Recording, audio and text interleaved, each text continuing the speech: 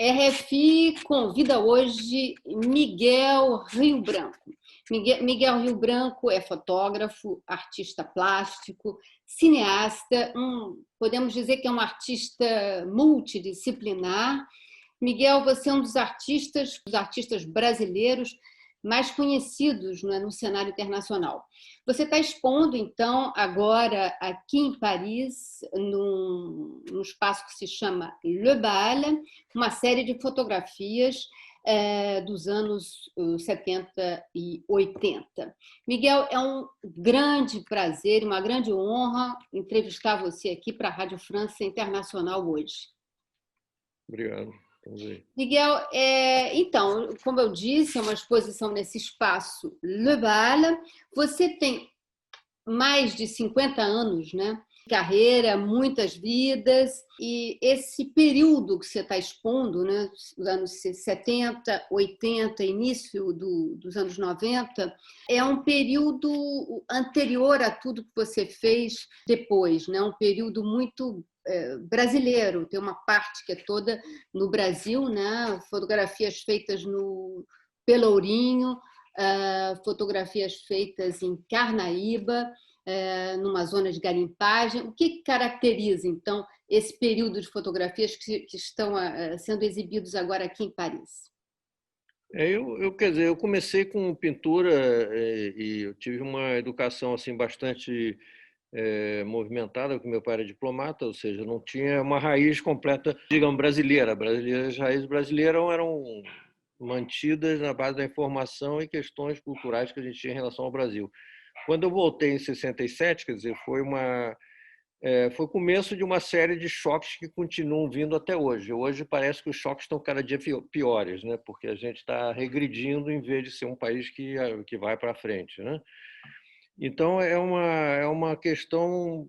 Foi procurando o que era esse Brasil. Então, eu comecei muito pelo sertão da Bahia, quer dizer, teve uma época, quer dizer, um primeiro trabalho em 72 foi Brasília. Eu comecei a viajar pelo Brasil, na verdade, e ver essa realidade de um país que tinha uma identidade ainda à procura de sua própria identidade, na verdade, né? Eu acho que até hoje não achou, espero que não tenha achado, porque se for isso, a gente está ferrado, entendeu?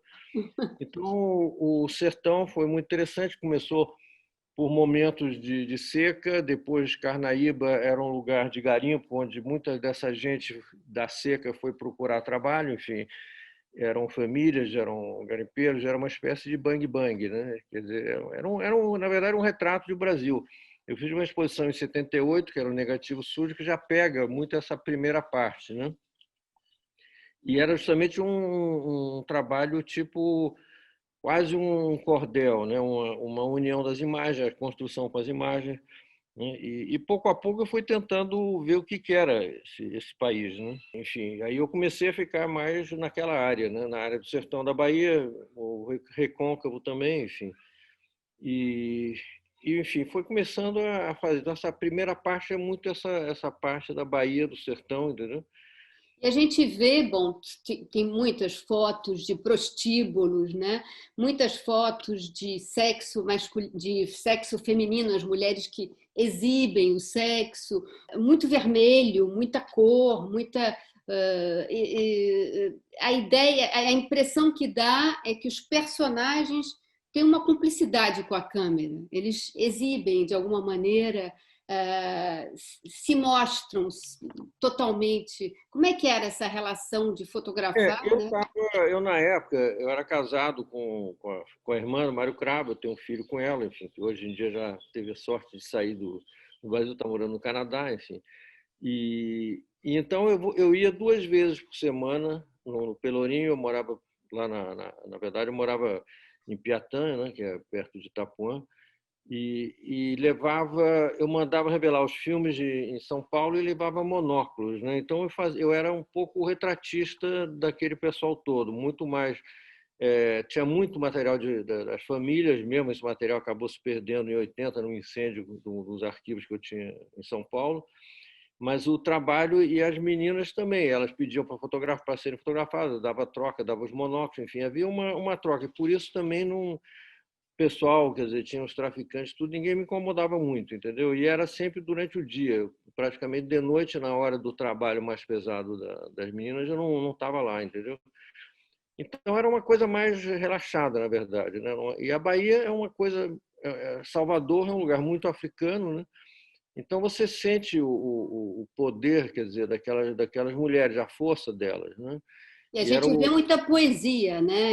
sim, Inclusive, porque naquela época não tinha, eu não sei, parece que a vida era mais simples, era difícil, entendeu? Era uma vida difícil deles, porque era um lugar pobre, né? Um lugar bem pobre mesmo, né? Então era uma coisa difícil de.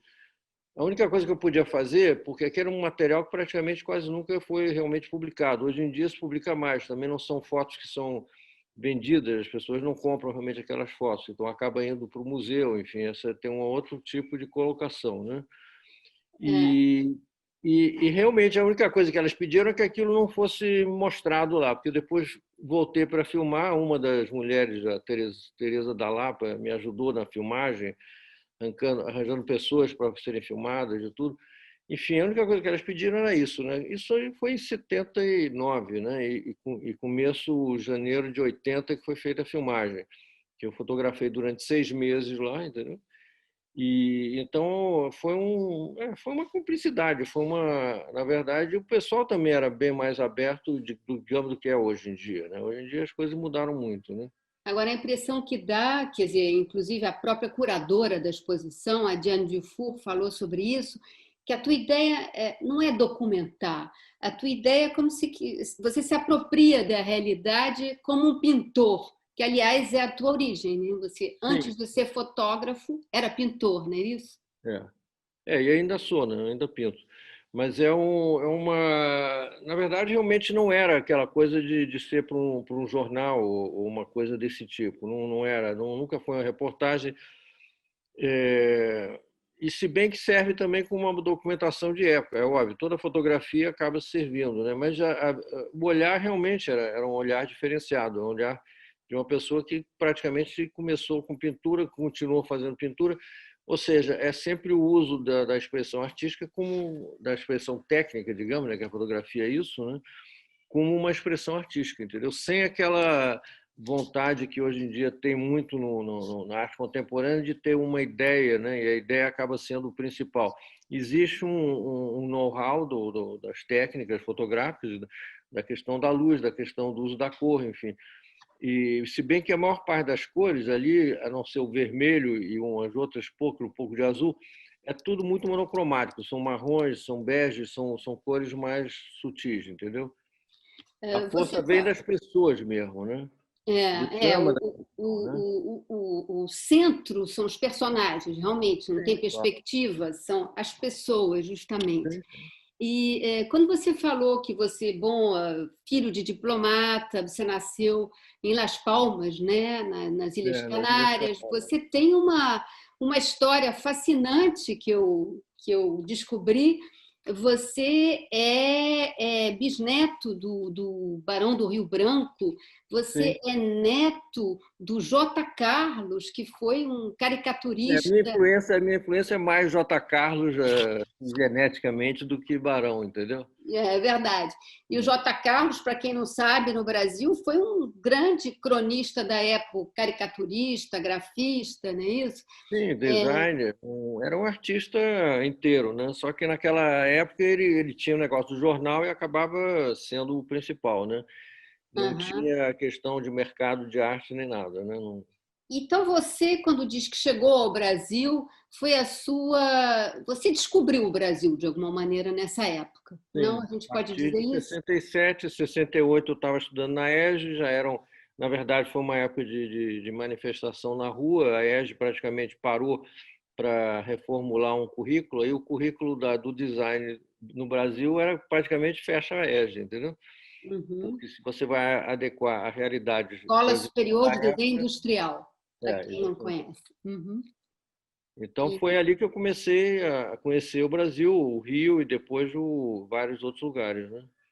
Eu vi também num dos prefácios de algum livro que você fez, o Sebastião Salgado, outro fotógrafo conhecido, e a Lélia Salgado, falando que você, no fundo, tem uma trajetória internacional, mas que você consegue, você é profundamente brasileiro e consegue captar esse ambiente brasileiro, né? Você acha que o Brasil, em toda essa complexidade e variedade, é fotogênico, Miguel Rio Branco? Sim, eu acho que o Brasil é um país lindo, você tem um povo que é fantástico, que hoje em dia a gente está vivendo talvez a pior época. Quer dizer, eu sempre achei que a gente conseguiria, o Brasil, como um país de várias etnias, de várias misturas, enfim, de alguma mistura boa, sem ter aqueles racismos dos Estados Unidos, enfim, poderia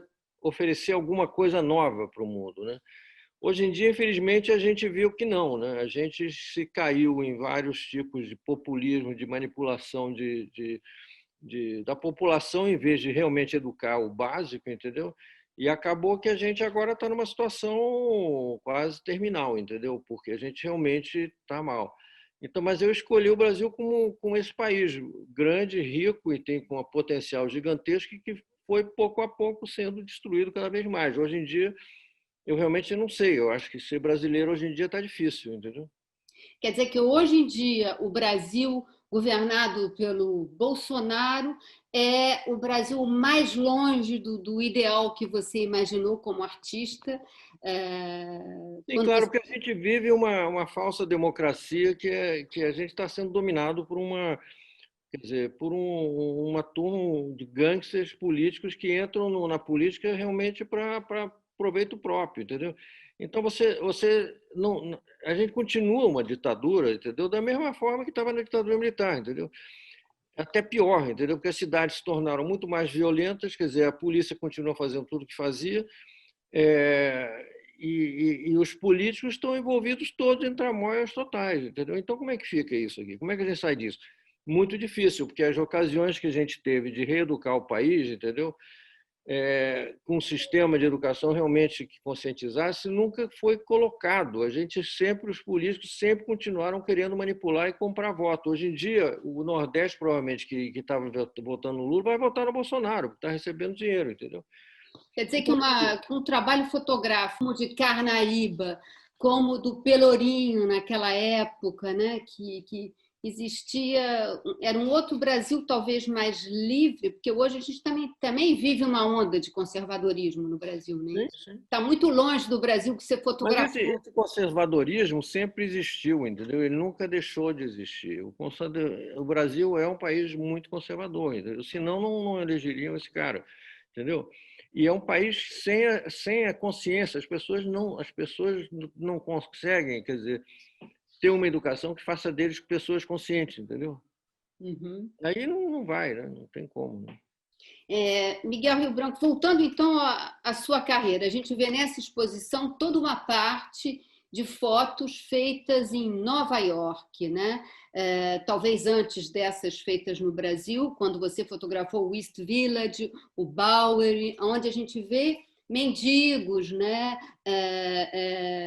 Pessoas, os esquecidos, né? Os marginais, os mendigos, pessoas os bêbados da rua. Esse trabalho foi feito antes do trabalho do Brasil, né? Sim, foi antes, quer dizer, em 67 eu comecei, parei de pintar, na verdade, em 67 foi a última exposição que eu fiz na Galeria Relevo, no Rio, e comecei a estudar na ESG e, ao mesmo tempo, ter conexão com o cinema. A fotografia e o cinema vieram juntos. Entendeu?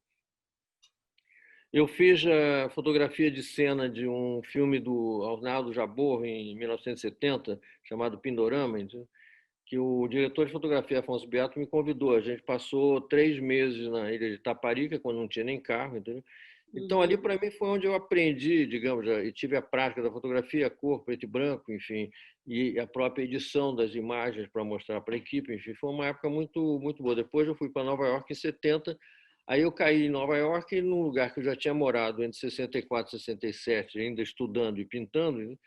Só que aí num lugar sem dinheiro e num lugar caidaço de Nova York. Então, aquilo também, quer dizer, você está numa cidade que você já tinha vivido numa situação de filho de diplomata, estudando no seu francês, pintando, ou seja, numa parte bem. E aí você vai e vai ver a parte de baixo mesmo, né? E você está na parte de baixo, porque você está sem dinheiro, você está realmente sobrevivendo mal, enfim, e por aí vai. Mas você está tendo a condição de utilizar a câmera fotográfica como uma maneira de você expressar, digamos, aquele choque que você está tendo com uma sociedade que não poderia, não deveria, inclusive, ter esse tipo de diferença social e onde você vê realmente as pessoas sendo massacradas. Mas isso faz parte de um sistema, né?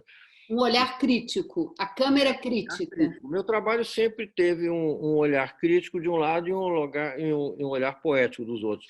E essa dualidade sempre foi constante, entendeu? E E a gente continua vê, até hoje, né? e a gente vê também em todo o seu trabalho o lado plástico, né? Muito importante. A gente vê os detalhes das paredes descascadas, os detalhes das cores. Assim, existe uma preocupação plástica muito importante. Você se considera Porque eu acho um que é a linguagem, né? fotógrafo ou um artista plástico? Eu considero um artista plástico, mas também um fotógrafo, claro. Também faço audiovisuais, entendeu? Eu não faço cinema mais, mas já tive vários anos de direção de fotografia e de alguns filmes que eu fiz eu mesmo dirigindo. Hoje em dia é muito mais eu faço muito mais instalações audiovisuais, que nem tem, por exemplo, em Inhotim, é um lugar, não sei se vocês conhecem, né? Conheço, conheço, é maravilhoso. Tem um Uhum, pavilhão onde você tem instalações audiovisuais que funcionam, é quase um cinema, né? uhum. Então, eu não sei, eu considero que sou uma pessoa que tem essa multiplicidade de maneiras de expressão, né? E isso envolve tanto a fotografia, quanto a pintura, quanto o cinema, quanto o audiovisual. Hoje em dia eu estou até fazendo experiência de arquitetura e a escultura também tá, a questão do objeto é presente. A arte nunca teve essa coisa de você dizer, eu sou isso ou aquilo ou aquilo. Não é, a arte sempre teve esse potencial. Tem pessoas que são mais desenhistas, outras que são mais pintores, outros são mais escultores.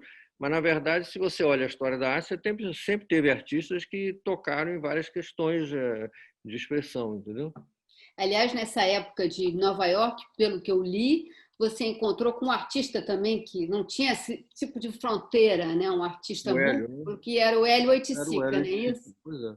Que era o Hélio Oiticica, eu, na verdade, na época eu não conhecia, nem foi apresentado por um amigo artista plástico americano, Lee Jaffe, e eu estava praticamente sem lugar onde ficar, acabei ficando no loft dele quando ele estava se mudando para esse loft novo. A gente ajudou, eu tinha outro rapaz lá ajudando a fazer os ninhos, e era uma pessoa extremamente incentivadora, né? Muito com um poder assim de fazer você acreditar no que está fazendo muito grande, né? Então isso foi muito bom. Mas eu não conhecia o trabalho dele.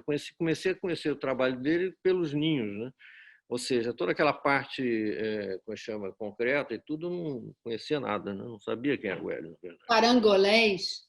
Pois é, eu já peguei nessa época dos parangolés, dessa parte toda mais radical, né? Uhum. E Miguel Rio Branco, a gente vê também um lado meio onírico, né? Meio alucinatório, algumas fotos, né? A gente tem uma impressão de que tem alguma coisa além do que a gente está vendo ali. Isso é uma Isso é uma parte ideia. eu acho que a arte você sempre tem essa questão, né? Você tem imagens que são mais diretas, mas você tem outras que te dão uma leitura além disso, né? E nos anos 90, quando eu comecei a entrar no formato quadrado, quer dizer, com livros que nem o Silent Book, quer dizer, tem praticamente nessa exposição não tem nada dos anos 90 dessa parte do quadrado, entendeu? E aí começou a ter uma força muito mais simbólica, muito mais entre a questão quase do quase abstrato, mas não é abstrato, porque você tem a questão do real ali presente, entendeu? E o interessante é isso, muitas vezes na imagem fotográfica, você poder também ter olhar além do que aquela informação está lhe trazendo, né? Aquela informação só, ela não é o suficiente, né, para mim, né? Não é só. Quer dizer, a fotografia só como documento, em termos de expressão artística, para mim não funciona, entendeu? Eu acho que você tem que ter uma elaboração visual que possa ir além disso, né? Ou seja, acho que você mesmo aqui disse que é a captura pela fotografia de fragmentos dissociados do real, né? Eu vi Que essa você acaba frase. criando um outro, assim, você tem um outro alfabeto para criar outras frases, outras frases poéticas, e isso para mim sempre foi importante, tanto vindo pela colagem da pintura quanto pelo cinema e os processos de montagem do cinema, né? Ok, Miguel, por último, eu sei que os últimos trabalhos que eu vi, você fez uma exposição em 2019, cujo título era Maldicidade, que eu acho que também é um livro, não? Não sei E o se. livro da Taschen saiu também, já tinha sido publicado uma outra versão pela Kozak Naif, né, um livro menor, e a Taschen acabou publicando isso, enfim, graças inclusive à ajuda de Sebastião e Lélia, que achavam que aquele livro tinha que ser visto mais. Os meus livros acabavam sendo feitos no Brasil e praticamente viravam peças de colecionador, enfim, e não tinham divulgação nenhuma fora, né? E, obviamente, o livro é importante que tenha uma circulação maior, né? Maldicidade é um neologismo, não é isso? É uma construção entre maldita cidade e aquela coisa francesa que é mal d'amour, mal de ville. Você sente a vontade da cidade, mas ao mesmo tempo você sabe que a cidade é complicada e difícil muitas vezes de você viver nela, né? A sobrevivência na cidade, para mim, ela se torna cada vez uma coisa mais impossível. Você tem algum projeto de exposição por agora? Tem essa em Paris? Tem uma exposição que também era para ter sido na mesma época. Essa era para ter sido em maio aí, né? E acabou sendo agora, mas ao menos foi feita. E tem uma outra que estava programada para abril no Instituto Moreira Salles de São Paulo, entendeu? Que já está pronta. E, em princípio, vai ser feita em dezembro. Mas, de qualquer maneira, o Brasil, da exposição que a gente vê no Leval, atualmente aqui em Paris, que você fotografou, né, nos anos 70 e 80, é longe de ser o mesmo, não é isso? Para terminar. Não sei se é longe de ser o mesmo, não. Quer dizer, eu acho que tem muitas daquelas situações, elas continuam existindo, entendeu? Eu acho que se eu for hoje em dia nesse lugar de Carnaíba, do Sertão, você vai encontrar situações talvez um pouco melhores, que agora parece que está chovendo, enfim. Mas as coisas básicas não foram resolvidas, né? O país não resolveu as questões básicas, né? E isso é muito, muito, muito ruim, né? Muito obrigada, hein, por essa Obrigado a você. entrevista, Miguel Rio Branco. Tá.